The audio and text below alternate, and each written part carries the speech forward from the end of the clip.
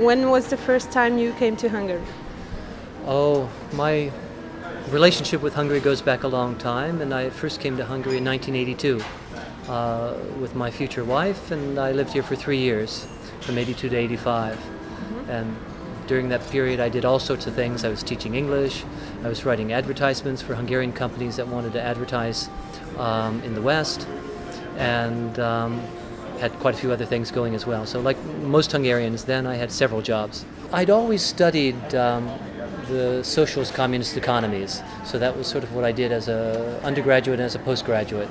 So to actually come here and live here was a fantastic opportunity, and so I had decided before I got here that it would be very nice to stay for a while. But what my wife and I found in the 1980s was that there was no way we could make any progress. So you couldn't earn very much money, you couldn't set up a career like you could in the West, and so after a while we decided we would move to the UK. And by that time I had a daughter, and so the three of us moved to the UK, where we lived in London and Birmingham and Oxford for a while, and that's where I really started my career. So in the UK, I became a freelance journalist, writing about Eastern Europe, mainly the economic side of Eastern Europe. I got a job as the East European editor of the Economist Intelligence Unit, and I know it was a fantastic time to be doing it because it was the second half of the 1980s. Gorbachev had come to power, major changes were taking place not only in Russia but in Eastern Europe. You know, there were rumors that the wall would be coming down, and during that period I was covering it. You know, so I was writing about it, I was commenting on it, I was interviewed about it, and so it was a fantastic time to be right in the middle of it. And we really wanted to be in the middle of it, so we really wanted to come back. So when the wall did come down, my wife and I agreed to come back to Hungary. And so we arrived back in 1991. How come you never wanted to move back to the US or move back to England? I've thought about it, maybe like many Hungarians. I've thought about it, and the options are still open. But a lot of my value added, my personal value added, is here in Hungary. So I speak Hungarian. I've been doing business here for more than 20 years. I'm known in the business community. I'm very active in the American Chamber of Commerce, where I'm the first vice president. So there are a lot of things that keep me here from the point of view of business. So I'm definitely better able to conduct business here, despite the recession, than I might be somewhere else.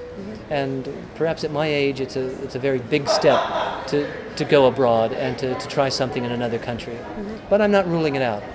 And before you came here first, did you have any preconceptions, ideas about Hungary? Have you heard about it when you were still living in the US? My school in America, where I did my undergraduate degree, called Oberlin College, has a Hungarian tradition. Jaszi Oskar. Maybe you don't know him, but he was a famous sort of historian, and he had it was his idea that there should be a regional grouping of the Danube Basin. He was the first one who wrote on that. And he taught at my school. And after that, another Hungarian came, whose name was Lanyi. And he was my professor, so he was the expert on Soviet studies at my college. And I took a lot of classes with him, and we had a lot of great talks about Hungary. His wife, Suzy Lanyi, was just a fantastic character who had an accent like Zsa Zsa Gabor, and actually knew Zsa Zsa Gabor back in the old days, yes, and she was best friends with Eva Gabor, and they used to go ice skating, and she knew all the gossip about Zsa Zsa Gabor from I guess the 1930s. I think Hungary's history is a very rich one, but it's also a very tragic one, and these tragedies have sort of painted the soul of Hungarians. So many Hungarians start with a chip on their shoulders. And what has really changed between when I lived here in the 1980s and today is that chip is now visible. Yeah, so those fractures and that the sourness of the past is much more out in the open. So you saw that under the previous government when the opposition was protesting in the streets. You saw that when they almost burned down the television. You hear it in the much more nationalist rhetoric than you ever heard in the past. And some of this nationalist rhetoric is not attractive because of Hungary's past. So Hungary's evolving. I wouldn't say that it's in its best period at the moment, but there's always change and there's always hope for the future.